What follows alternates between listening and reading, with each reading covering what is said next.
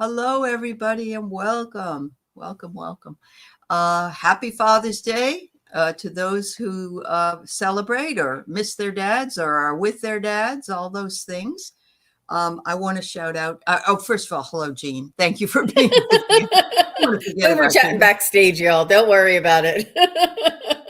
Hi, Aley. Happy Sunday. Happy Happy Father's Day, Sunday. everybody. Yeah. Thank you so much.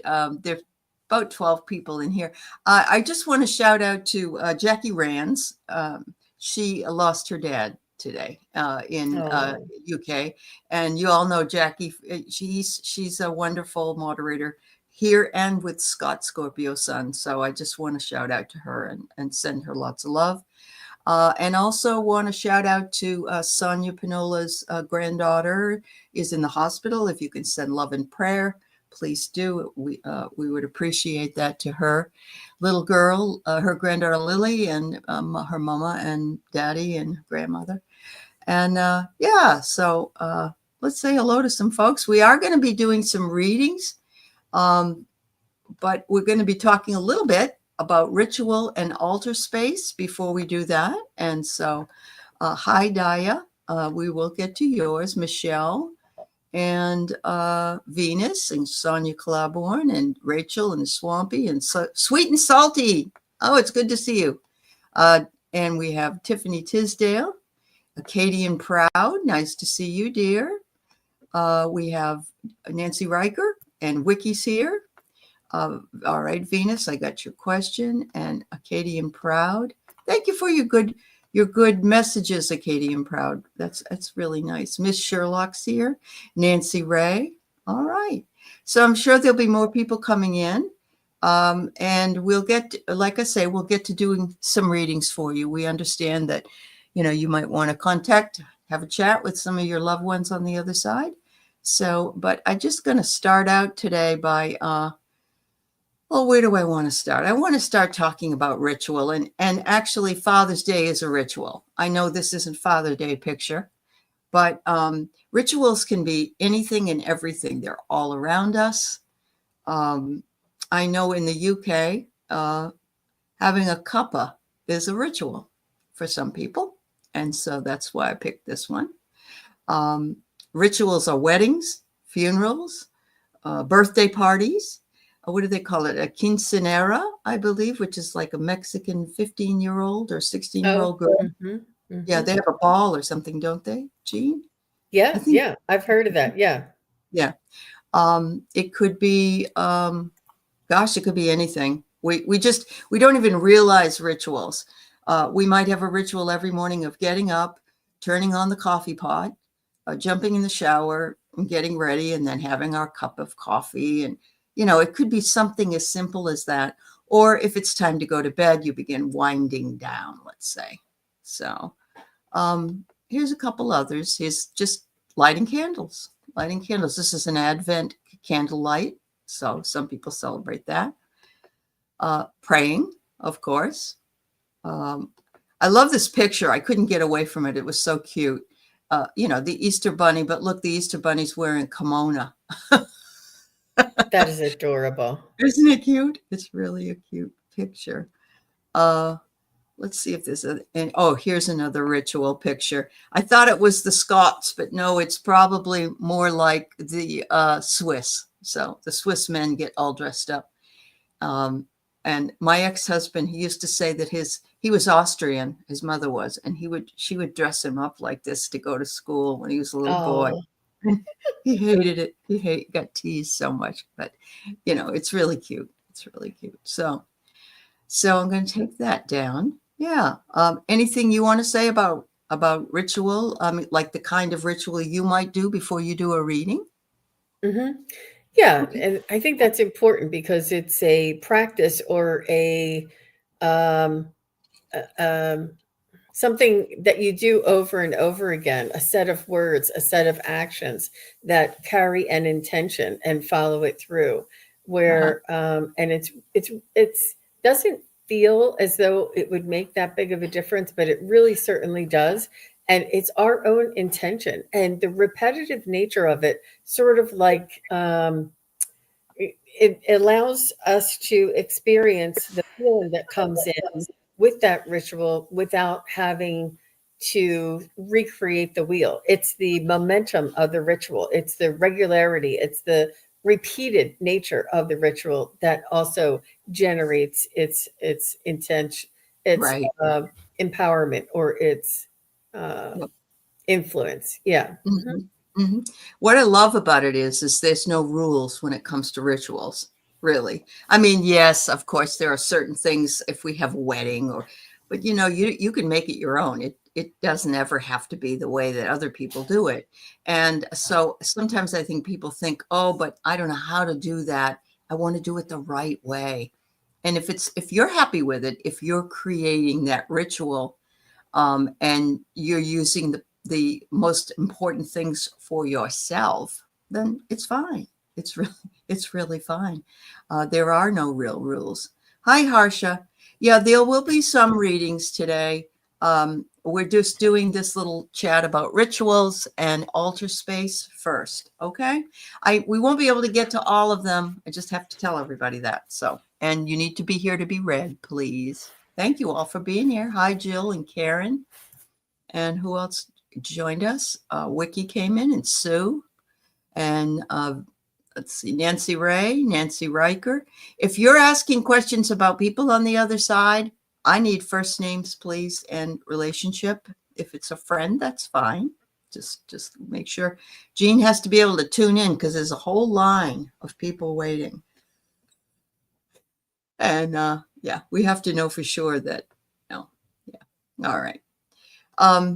So one of the ways that you can practice ritual in your own world is to make your own altar.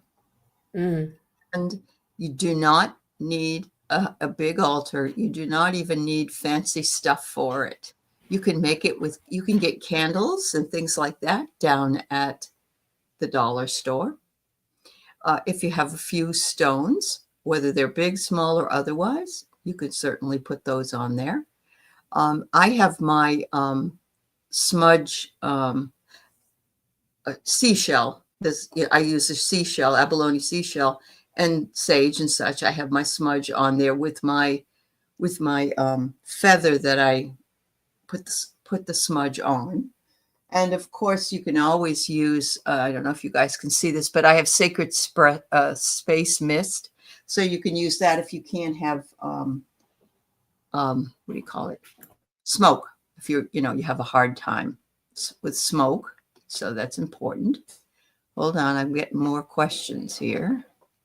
All right. No, I got it, Dia. You're all right. Yeah. I really love this, Aley, and I think that it's important to realize that it's important for us to make it our own, for us Right. to create it ourselves, and it's what we feel is important to us. And we all do this without even thinking. We keep our favorite little things around us, either at work, or if you have, little statues or little Yeah. figurines. Yeah. A lot of us have angel figurines around us, or and that's what it is. It's supposed to sort of remind you about your divine nature. And Yeah. a lot of people keep Buddha and Buddha statues. You see in my background, I have the bodhisattva. All of these things are reminders. It's not something that we look to for to get some information out of. Right. It's a reflection for us to remind, oh, that's inside of me, like just Beautiful. a reflection. But Yeah. I love the altars, and I do have some of my favorite things displayed all around my house in little vignettes, and Mm-hmm. it really does bring you joy and raise the energy. So It it's does. mhm. Yeah. And you don't have to spend a fortune. Some things you can even, if you find that you really like a picture of something, even if it's cut out of a magazine, you can make that your focus. You can do anything really that you want. In this case, this person has an altar cloth. You'll see the shell there with the smudge, and you'll see they have their feather there, and they pulled a 3-card pull for the day. And it looks Mhm. like they leave their cards on that table, and that's the energy that they hope to bring into their day. It can be tarot, it can be oracle, it can be just a message. It doesn't have to be anything more than that. In fact, I have something. Let me see if I can find it. Oh, here it is.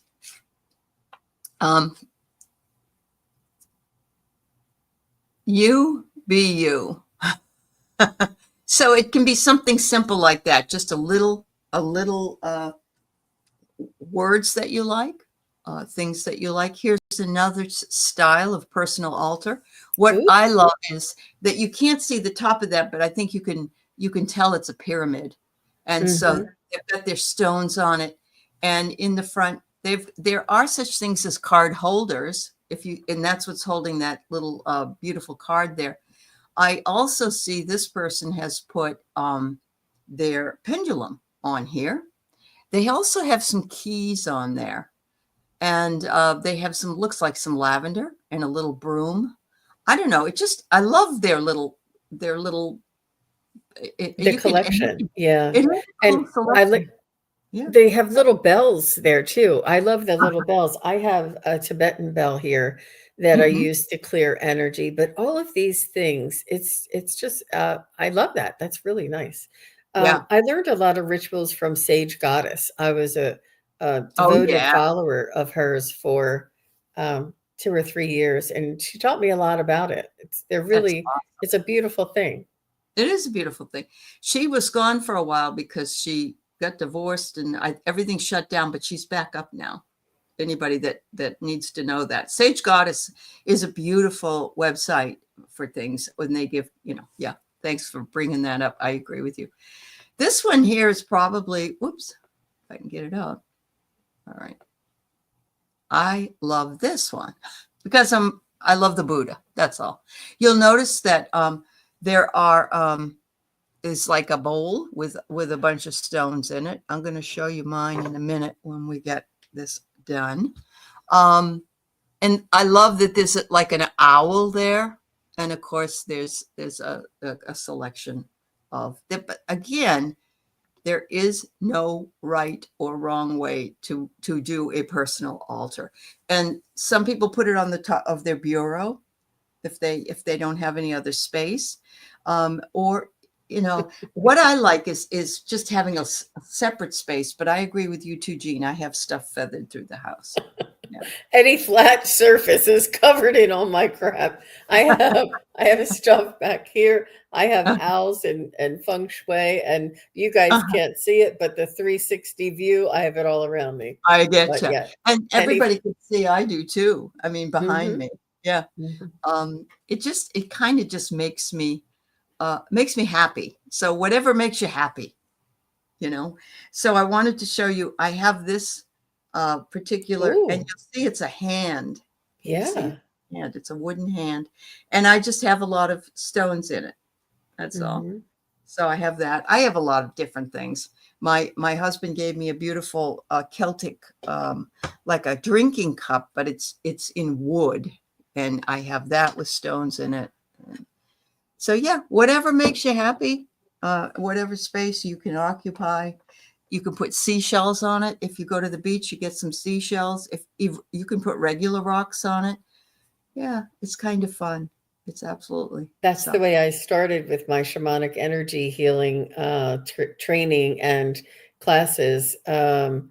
We were taught to bring in organic and natural things from the outdoors. Mm, And um, yeah, you just really get attached to these things and you really connect to the energy, the natural vibration of the earth. And when you really sit and meditate with a piece of nature in your hands, it could be like driftwood, it could be a seashell, it could be, mm, a rock outside. You do have to be careful, not anything that's made with concrete. Sometimes we find that, but those river rocks or a natural rock that yeah. you find outside. Yep. Um, I'll have to show you guys. I have this rock and it's almost like a piece of slate. Hmm. And then they drilled like a artist drilled a hole in the center of this piece of slate. And it's now an oil lamp. But Oh, to see the fire and the earth together, it is so powerful. Now uh, it's, you have to keep a good eye on it, but it's one of my favorite things. And that's great. because it's so organic and it's two of the elements. Hmm. Yeah, that's beautiful, Jean. Thank you for sharing that too. Um, I have also, this is how ridiculous I am, but it's okay. I got this for my birthday a couple of years ago from my husband because he knows I love cows. He just found it in a store. And I don't know if you can see it, but it's Oh. just two baby cows, two babies. And I Uh-huh. have that. I have that on another altar right beside me. So it just reminds me that the sacredness of life, I think. Yeah. Yeah. Anyway, again, everybody, thank you for being with myself and Jean. And I'm shouting out a happy Father's Day to any fathers or women who actually had to be a father to somebody, to our fathers on both sides of the veil, this side and that side. And hi, Garnet. Yeah. And welcome to those who are here and have questions. We have about 22 questions. There is no way we can read them all, so we have to be judicious. I will tell you that we're going to try to read for dads, messages for dads, because that's what today is, but we will do as many as we can. And oh, that's funny. Garnet says Jean, and he puts up blue jeans. He does that because it makes me smile every time. It's so cute. Uh-huh. Well, Mhm. yeah, he says "hoi hoi hoi" to me. So yeah, it's always good to see you, Garnet. All right, hello, Christine Thomas and Sue Toffee. Good to see you, sweetheart. Jill Sinanan and oh, Mary Starshan, Labradorite, the aurora within a stone. Oh, I love that. Thank you. Yeah. All right. So I guess we'll, Carrie Ann Medina, it's nice to see you. I'm glad you're here as well. Brenna. Um, yeah, thank you, Venus, for reminding people to put the person's name. So I am going to, because I've not ever read for this person, and I don't think Jean has either. And she was here first. I will do Dia's first, and then we're going to go into some of the dad readings. Okay. So hers is her dearest relative named Jaya, Jaya, passed away 5 years ago. Doesn't know why. Was it because of her? Oh, honey, I don't take that burden on yourself. We'll talk to her and see what she says. Is she all right now? Okay. All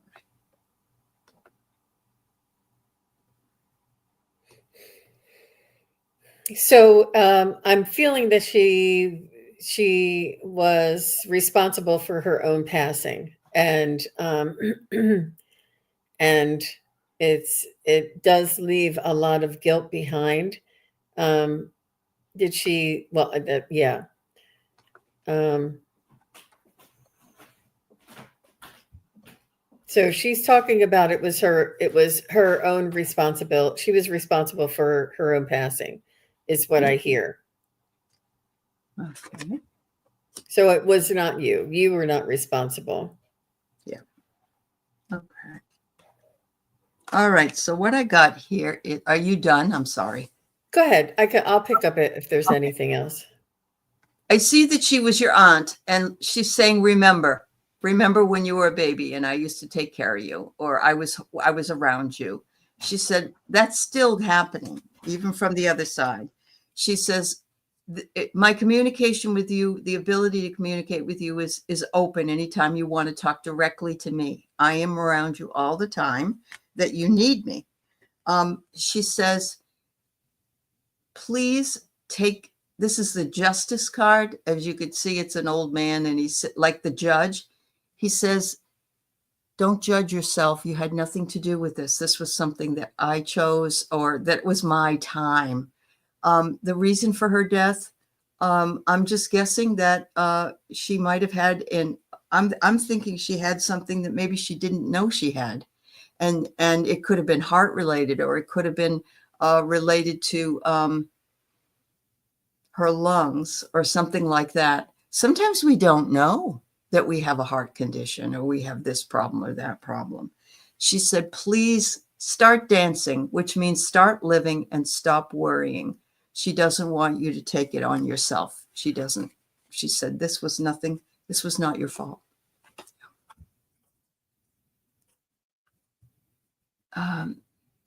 You feel the reason. Yeah. Oh, go ahead. Go ahead. Go ahead. Go ahead. Well, I just feel like you. It's important to honor her and give her the respect of allowing her to pass in peace. And the more that you fret or take things on yourself is not honoring her spirit or her soul. And the more that you know, sort of reconcile with the fact that she's gone, and that there's everybody has their day where that they pass, but I feel like it was something that she may have neglected to say or tell people, or like Aley said, maybe she didn't realize why she kept getting that heartburn. Like she just thought it was heartburn, but maybe it was something more. And it's not anybody's fault, and it's not even her fault, but she just passed. But you're holding her responsible for your happiness. And it's not fair for her soul to have that burden. Let her go, leave her in peace, and reconcile the fact that it's not your fault and it has nothing to do with you, that this is a circle of life. And that's what she wants you to know. Absolutely. Absolutely. You're taking a burden on, honey, that you don't need to take on. And she wants you to let that go and just enjoy your life. She said, you can't spend your whole life locked into feeling like you were responsible for something you weren't. And so she's on the other side now. She's in heaven, or whatever her heaven is. And it might be that she's taking classes there, or she's advancing her spiritual knowledge. But whatever it is her. Where is she? And she's fine, sweetheart. What you really need to realize is that when people actually have what they call near-death experiences, they go to the other side and they decide whether to stay or come back. And most of them say, I like it here better. It's much easier on the other side than it is here. This is a difficult place to be. She is very happy where she is, but she wants you to be happy right here, right now, and stop thinking about 5 years ago. She said, I'm your auntie and I'll always be with you. And if you want to talk to me, that's fine. But do not take on the blame of something that you didn't do. All right, sweetheart? You got to let it go. You got to forgive yourself. All right. Okay. Let's see. So we have Michelle's father. His name is Ernie. And she would love a message from Ernie today.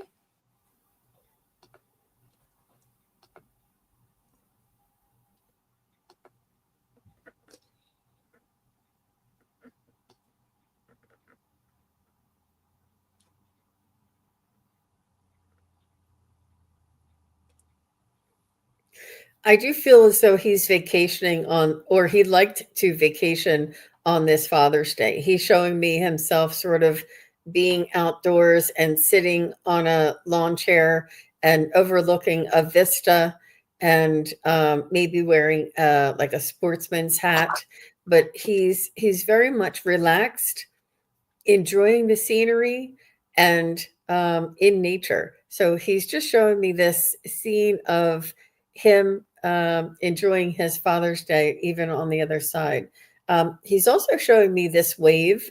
I'm not sure if this has anything to do with you, or it's a blue wave with white caps, and it's coming from the left and going to the right.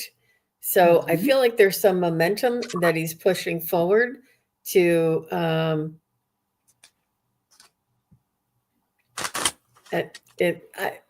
he's not telling me exactly what it's about. And he's also saying to watch for, he showed me like butterflies and winged creatures that he is sending you signs and synchronicities through. But he's very gentle soul. Yeah, she used to take care of him until he passed. He hasn't been gone that long. Like, I want to say somewhere around the first of the year, something like that. Oh, I got the wise guy card. He said, "You always find a way to wish me a happy Father's Day, don't you?" That's so cool. He says, it might seem sometimes like we've disconnected, but we're not. We're totally together. And he says, he just adores you, Michelle, honestly. And he says, I survived as long as I could. You took good care of me. And I appreciate you like no other. And so I think I got goosebumps. It's like he's saying, I knew you were going to be here today, Michelle.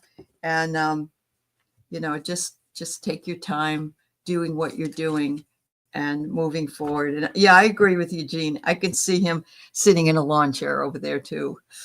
It's kind of like he's got his feet up. It's one of those lawn chairs, Oh, thanks, Michelle. Thank you, dear. And thank you, Ernie, for coming through today. Venus, his dad's name is Bobby. All right.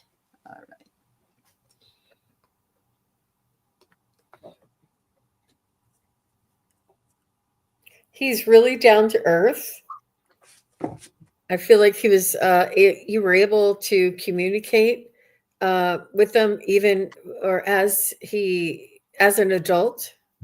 I do see him being quite, not young, but he didn't live like to his ripe old age. I feel like he left maybe just sooner than the age expectancy, maybe in his 50s or 60s. I see him quite young, or he was young at heart.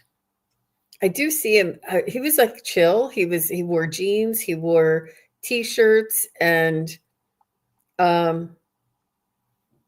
he's just showing me that he's really laid back and kind-hearted and hardworking. I do see him. He had sensitivity, and he thought about things, and things would if somebody was mad at him, he wouldn't be able to. He would be worried about that. You know what I mean? Like, he was really sensitive about relationships and the people in his life. And for you, Venus, he wants you to know that you're a strong woman, you're a strong soul, and that he's very happy about your progress and your evolution and your what do you call that? Like your change and your blooming and blossoming. Blossoming. He's saying that he really loves to see this this strength come through you, and you becoming more and more authentic, and not believing all of the all of the old rules. And he's saying that you think for yourself. He loves this, that you're so independent. Okay. Wow. He was 2 weeks away from 65, but he looked younger for sure. All of your saying is true. And he wore jeans and white t-shirts. He only wore jeans and white t-shirts. Yes. Wow. Wow, wow, wow. Thank you, Bobby. And he's coming through you, Venus. And I tell people this all the time. If you believe and you are open and you know that he's going to connect with you, they come through a lot more clear. So, yes. Good. Yeah. Mm-hmm. Yep. That's fabulous. Is your mom still here, Venus? Because what I got was never, evermore. So either they're together there, or he's saying, I'm still married to Mom, and whether I'm here, there, or anywhere. He said, we're bonded forevermore, is what he's saying. Yes, they were still married. Okay, good. All right. He says he loves who you are. He loves your energy. he says you work really hard to be yourself and to be you, and he's applauding you for that. And he says, I might look invisible, but I'm right there. And he said, in fact, sometimes I will send you little messages, and you'll wonder, for instance, why you were hungry for something that you used to eat together, or why you thought of this particular thing, and then you realize it was something you and Dad did together. So he's his death caused your transformation and growth. Well, he's really, really happy about that. Yes, absolutely. He said you could have just sat around and, and not made any changes at all, but you did that. You did that. So that's awesome. Yep. Crowned one, I got your question. I'm not sure we can answer it because we've got so many ahead of you, but I will tell you, and thank you for being here. He's the reason you became a better person. Oh, that's wonderful, Venus. Well, we appreciate his work with you because we believe you're a wonderful person, and we are happy to have you in this community. So thank you, dear. Okay. So those of you who came in later, we're trying to do the read for Father's Day. So we're reading for, grandfathers, fathers, or husbands that are on the other side. They're our fathers. So that's our focus today. We can always do other readings at other times. So, oops. All right. She did end up putting it down here later. Let me get it. If I can find it. Oh, where are you, Arcadian? Oh, I thought I clicked it. Can you, oh, there it is. Found it. Yay. Father's name is Norman. And does he have any words for me or his grandson, Alec, today? All right. Thank you, dear.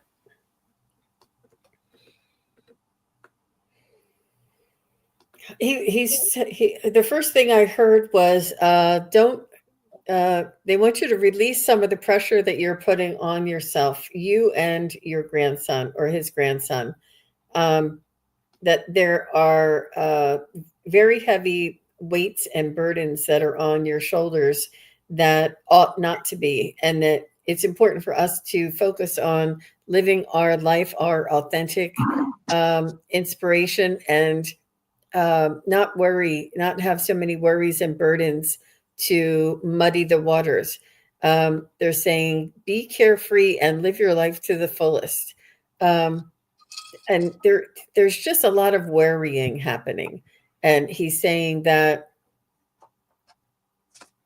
it doesn't serve any purpose, that it's really empty and useless energy being expended, where you can apply that energy and that focus to enhance and enjoy life. And, all of life, it will always have problems, and there'll always be something to worry about, but you can't let it stop you from living your life.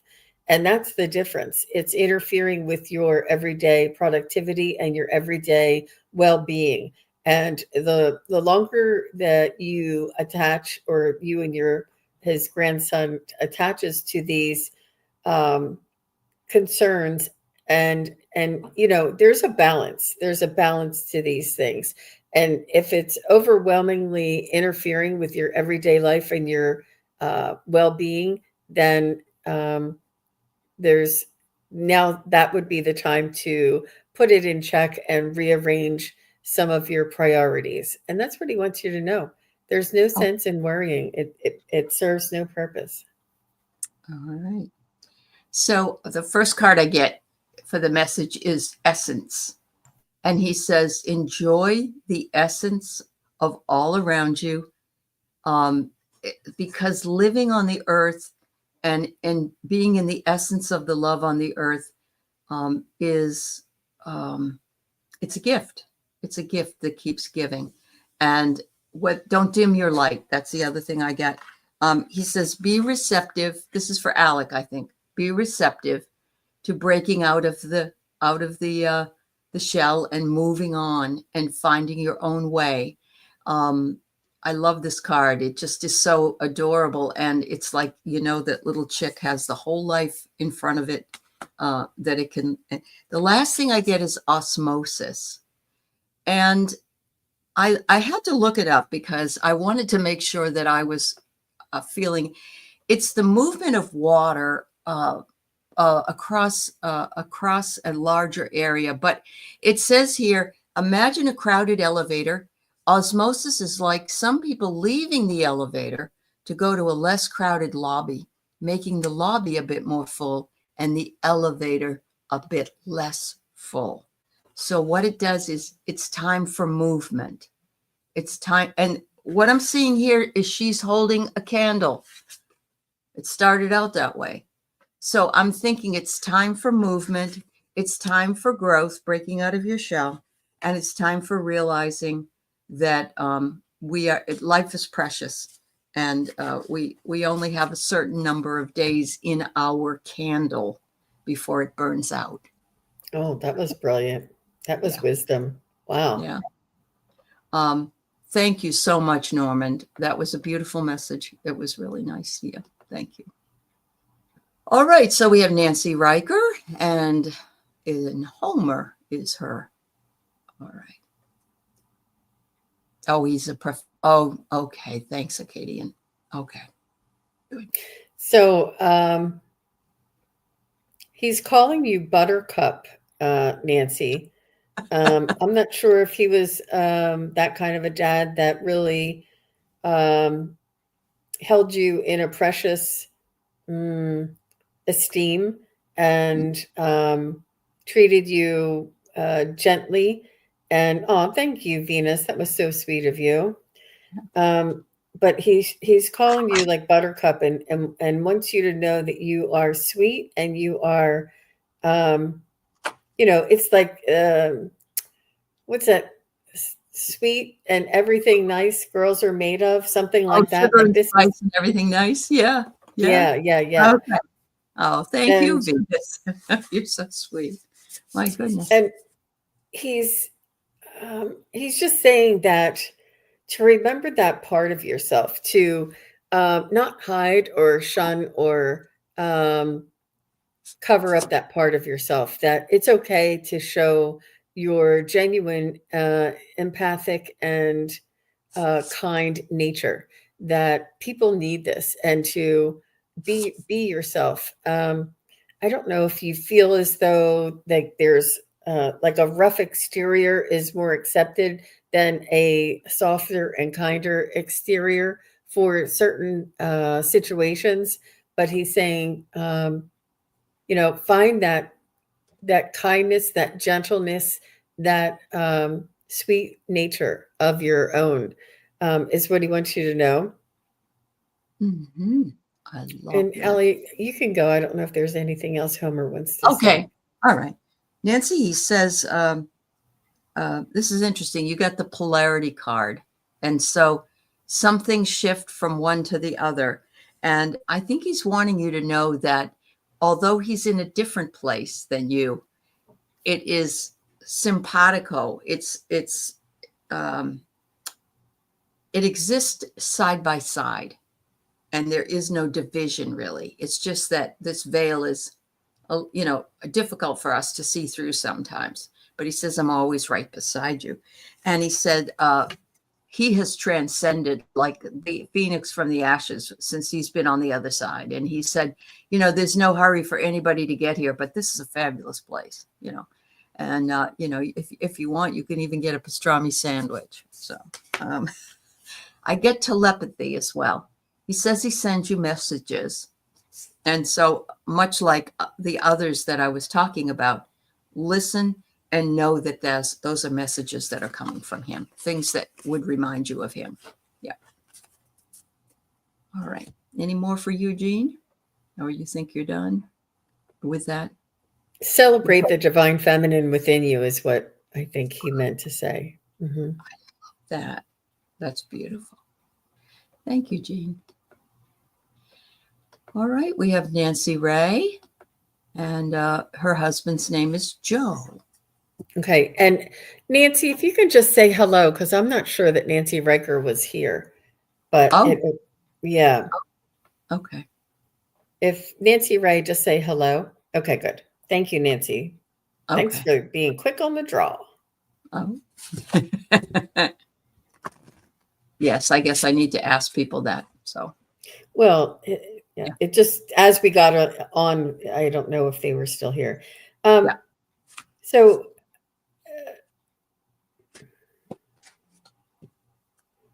husband Joe is still apologizing for leaving you alone. He never meant to leave you alone. He always wanted to take care of you. Did he always say this?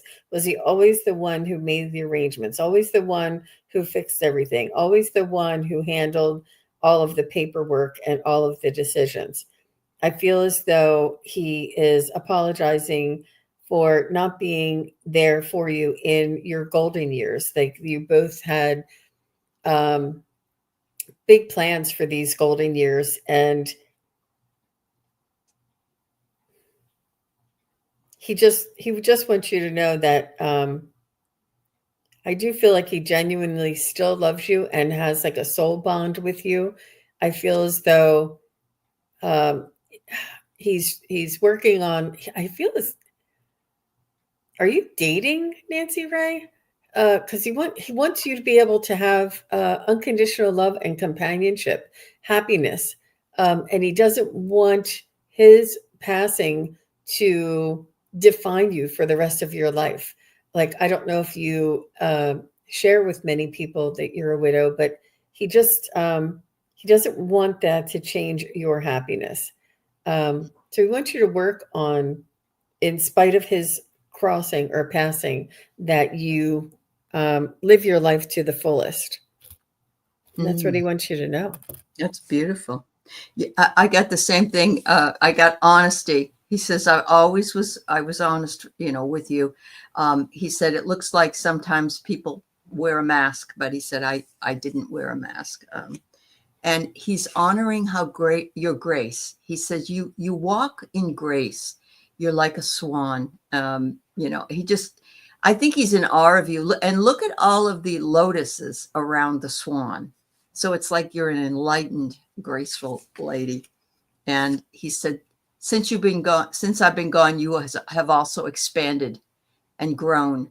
And as much as it's hard to when somebody passes, especially since your love was so strong, he said you've taken it upon yourself to move in a different way and find a different set of things to learn about.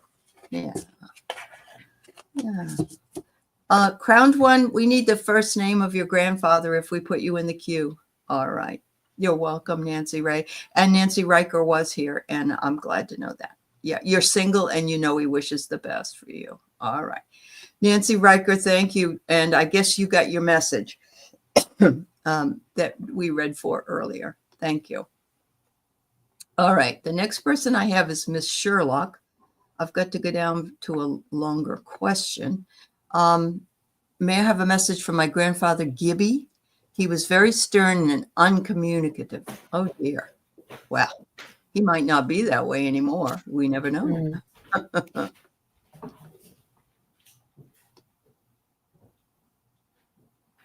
So he's saying, why are you asking these ladies when you know me so well? I feel like you do communicate with them, and that you do have, I don't know if you have dreams or if you have thoughts, or if like his words, whatever he would say, would ring in your ears, or sort of like you have a memory of it that is very outstanding. He says that trust yourself, trust your own intuition, trust your abilities, and connect on your own. He wants you to know that he is stern, and he wants you to do things for yourself. You know,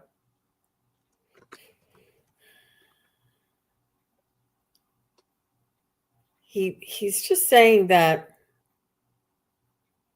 I feel like he was a self-made man. Like you don't look to somebody else to feed you.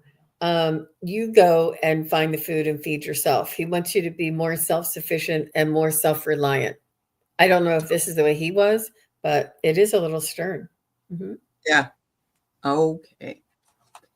So what I get is, the times were different then, and I had to teach you what you needed to know, and you had to listen. It's a teacher card, but I'm guessing it's like, I got to teach you that you got to respect me and respect this and whatever it was. So, because the next card I get is, I had expectations of you.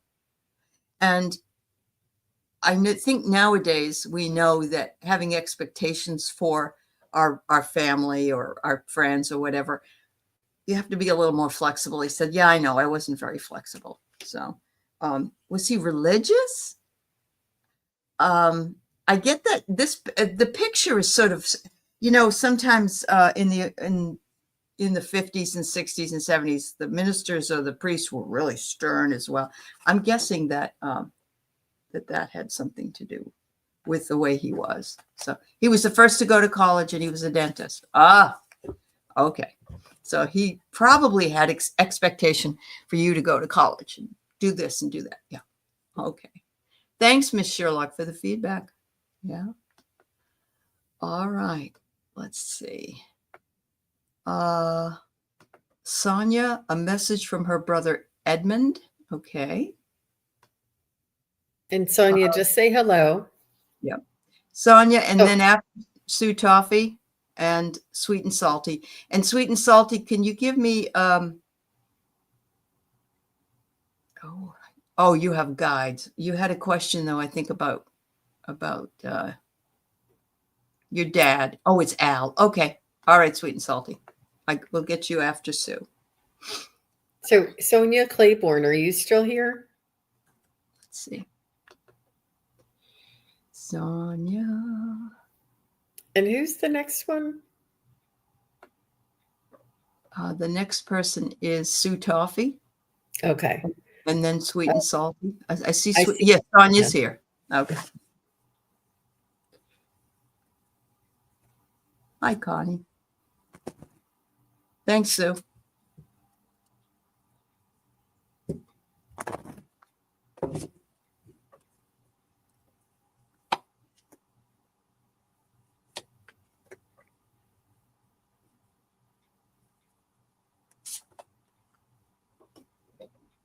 Did he have a dog? There's a dog coming through first.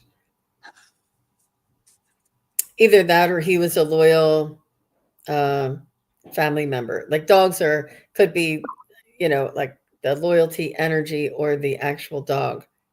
Mm-hmm. I do feel him. I don't know if he was in Vietnam or he had some sort of a rough and tough kind of a life or a past, or did he like? He had animals. I do feel like there was something in his past that was a little bit on the rough side. But as he aged and became older, he softened up. But almost like if he got mixed up in the wrong crowd, or he would, I don't know if he was, I mean, I don't want to suggest, he's not suggesting this. So, just with the wrong crowd, hanging out with the wrong crowd, getting into trouble, staying out late, and sort of like, and this is sort of like right after high school or something, that he was sort of known for doing this. And then as he aged and settled down, things were a little bit different. But he always had that like rough side. Like, I feel like he almost had like a grovelly voice. Was he like a smoker? And he's also showing me a mustache, almost like, just a mustache. But I almost feel like he's like a little bit of on the tough side, and that he had a past, and but he had a heart of gold, but you don't want to mess around with him. Nobody messes around with him. What's important for Sonia to know? He just wants you to know that he's still rough and tough and tough on the other side, but he's saying that that you loved him no matter who he was or what he did and what he said, that you had his back through and through. And he really appreciated that, because he wasn't always so eloquent with his words, and he may have said things or done things that were not appropriate or kind, and you always gave him the benefit of the doubt and reached out your hand. And he wants to thank you for giving him throughout his life for the things that he may not have done or not done. And he just wants to thank you for the loyalty and the kindness that you extended to him. It meant the world to him that you saw through all of that rough exterior, and that you knew that what his heart was really intending. So he just wants to thank you for that. Oh, that's so sweet. I got the emergence card too. Look at this. It's like, I get the feeling he just wishes he could give you a bear hug. That's what I'm getting. He said something about the structure of something. I don't know if things kind of went say deep six or whatever, that when something happened that created a problem with some structure, and that created suffering in him, and very much a confusion. And he just wants you to understand that. He says, you know, I miss you so much. And I'm getting the sense that he's saying, we really need to think about things that we do and how they will affect other people. But I want you to know how much I love you. And he says, thank you for bringing me in and having me come in today. Yeah. Thank you very much. Hi, Pam Drennan. It's nice to see you. Gargling voice, deep six. He drowned.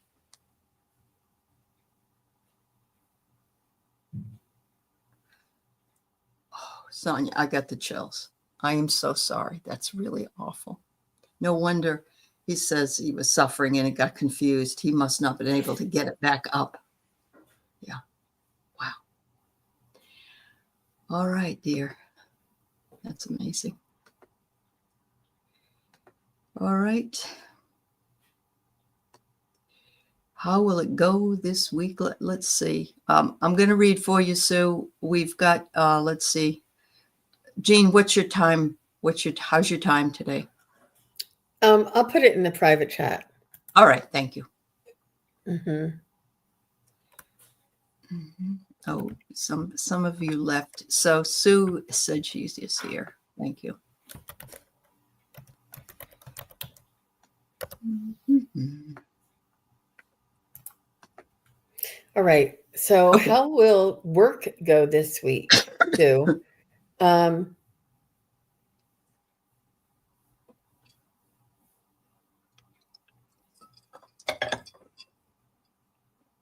I think, your attitude that you bring into a certain situation, no matter what it is, makes all the difference in the world.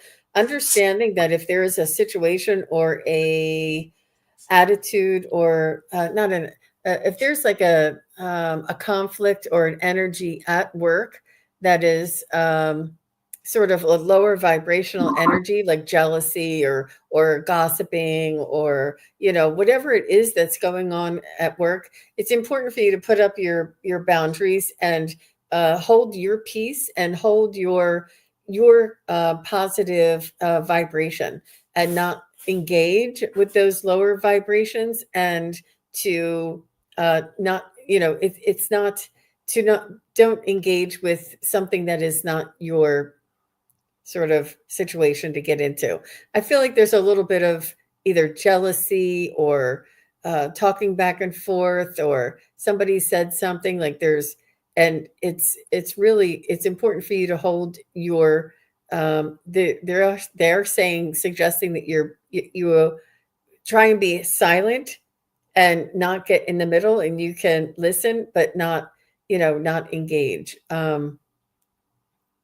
Sort of be the observer is what they want you to know. How about you, Aley? I got a really quick message. It says, when you're in places of interdependence, which is work, or in interdependence with others, you could please always remember to be honest, because they can see past your mask. However, have your gatekeeper up. And that's exactly what Jean said when she said to be careful. Yeah. I mean, you can be honest and you can be, enjoy your time with somebody, but make sure you're careful. Just be careful. You watch your back, watch your own back. Wow. That was amazing when you said that. I was like, wow, I see that. All right. We have sweet and salty. We're only going to be able to do maybe one more or two more after this.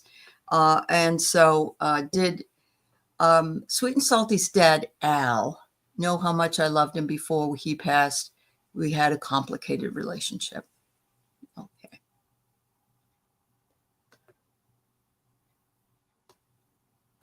So,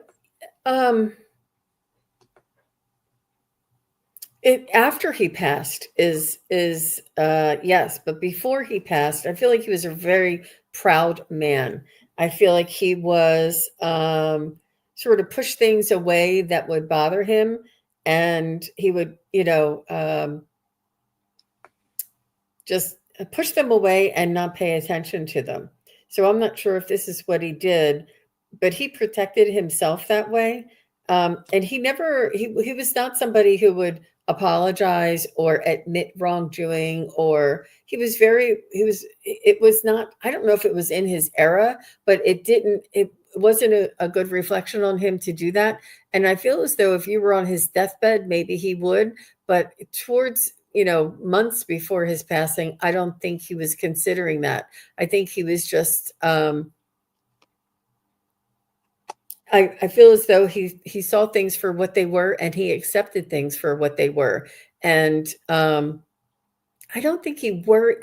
He's just saying that was not in the forefront. It wasn't something that he was contemplating or considering. It wasn't that he never thought you didn't love him.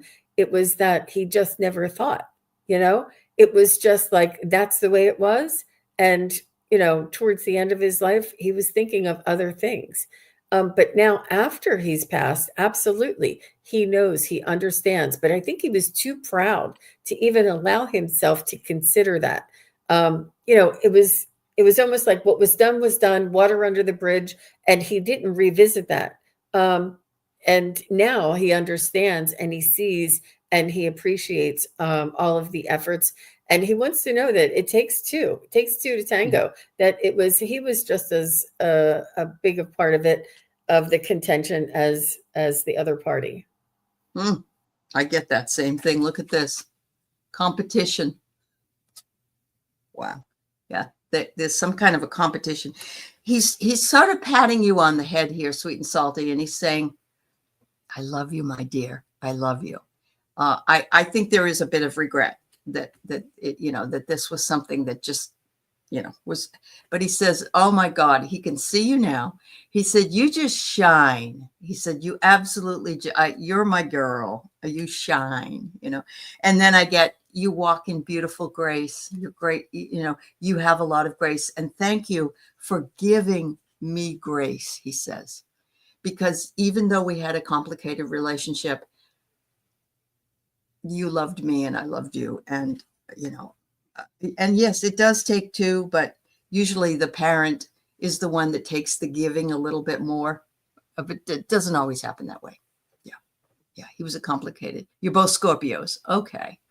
Wow. All right, sweetheart. Well, thank you. Thank you for your feedback too. All right, so we have Crowned One will go ahead and read for you. His name is Abuela John Montalvo. And let's see, what she wants to know, apparently there's some kind of inheritance that was stolen from him. And but she really just wants to know, is there a message from her grandfather? Sure. Okay. Christine Thomas, you're next if you're here.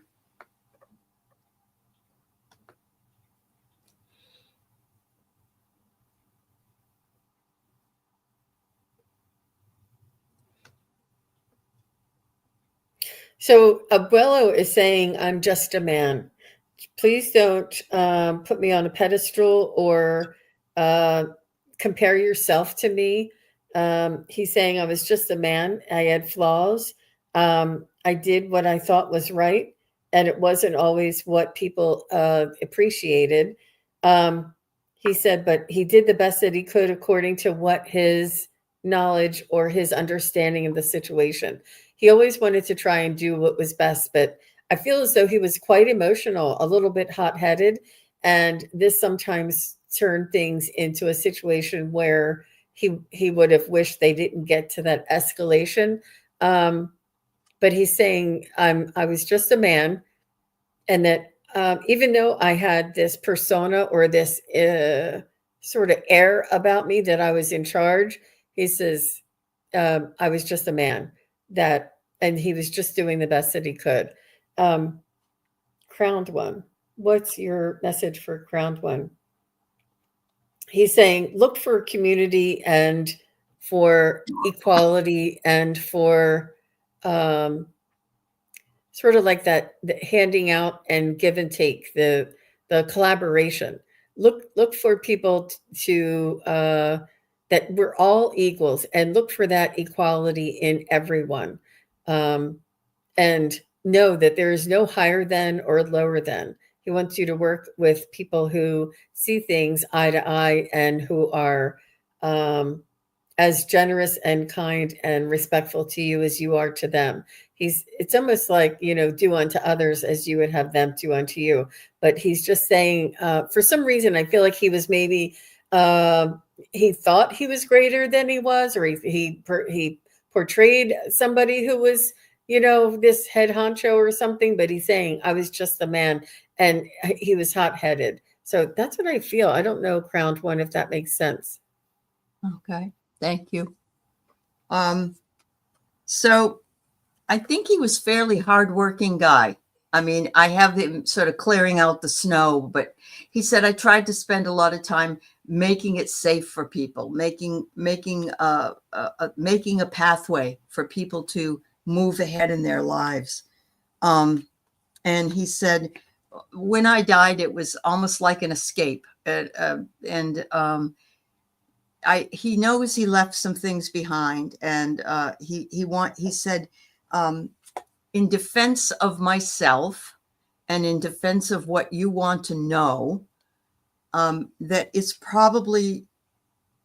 there's probably nothing that you can do about the situation with the money. I don't sense that this is, and he's saying it's you'd have to go to court or you'd have to do something, and I just don't see that anything is going to happen there. He said there are a lot of rumors that would fly around this as well. So somebody that had the money thought that the money was theirs, and it wasn't. But he says, I can't do anything about it anymore. And disconnect.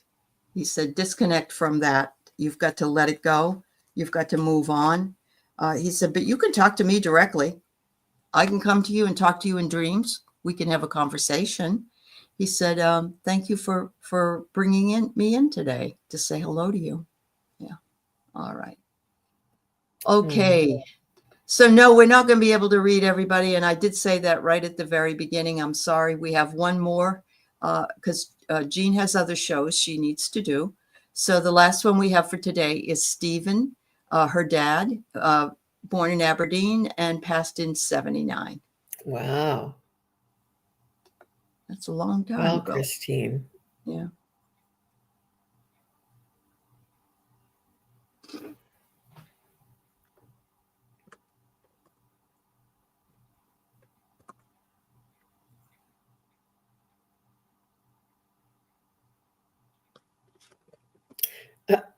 I feel he was, I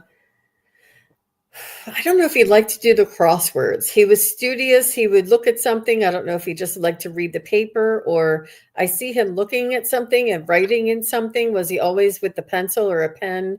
Something about, it doesn't have to be the crossword, but something that he would like, scratch or write or figure out, or he was always, and he would, and this is like in his leisure. I see him towards, in his later years. he's saying that he loved the challenge. He loved the ability to solve a puzzle. And this brought him more joy than you know, Christine. And I'm not sure if you're like this, if you like a mystery, if you like to unravel, there is something about solving puzzles that he really enjoyed doing. And it was one of his favorite pastimes. And it actually gave him a sense of self and a confidence when he was, because it was something that was continuous and steady that he was able to do and achieve. And it's not anything, noteworthy, but he's just saying it made him proud, and it gave him sort of like it gave him an idea, like he gave him an identity, and allowed him to understand himself. I feel like he was educated, but he learned things through solving puzzles, and he loved learning. He was insatiable about learning. And he's saying you are this way, and you love mysteries and finding things out as well. And he's saying that he's talking about grandchildren, and he's also talking about great-grandchildren, his great-grandchildren. And he's saying that it brings his heart so much joy to see the family continue. Wow. And all of his love. He's watching over you and all of the family. Yeah. Yeah. Oh my gosh. Yeah. And they had Christine late. He died at 65. I'm so sorry, Christine. That's hard. Well, my message is just as lovely as Jean's. This is a string of hearts. And he says, we are linked together, my beautiful daughter. He said, the pieces of the puzzle, when you came in, I could put the puzzle piece in my heart that we were missing all those years. And he says, we're linked. We're just linked. Your mother and I and you are linked together forever and ever. And I just got goosebumps. He's just so sweet, honestly. And he says, and you always deliver. You're very dependable.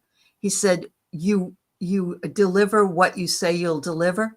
And he says, when you left the cage, or you left the house, or you went out on your own, I wasn't worried about you. I knew you were going to be fine. And he said, what I want you to know is that you are on the threshold of something new and wonderful. And there's a beautiful dragonfly here. We've got a lantern, and we've got a doorway. I'm just sensing, Christine, that he's so proud of you, and he loves watching your life. And it's just, I think he mentioned your kids so that you would know that he knows about your kids and your grandkids. Yes, absolutely. Yep. Even though he was not alive when you had your kids. Mm-hmm. Right. Yep. And of course, he was there when they were born. He's watched them grow. So yeah, absolutely. All right. Well, this has been a very nice day. I'm sorry we couldn't read for everybody. We do the best we can. But thank you, Jean, for being so gracious and reading with me today. And thank you to everybody, all the wonderful moderators, and welcome to the new people. We are happy to have you here. Please like and subscribe also to SunPsychic Jean's channel if you haven't already. And anybody on Jean's channel, give me a like and subscribe. I'd appreciate it. And if you leave any comments in our show, it helps with our algorithms. So after the show. So yeah, and thumbs up, you guys. We really appreciate all the support. So if you like this show and you want to see more, let us know. Absolutely. Take care. Have a beautiful day. Bye-bye now. Bye-bye.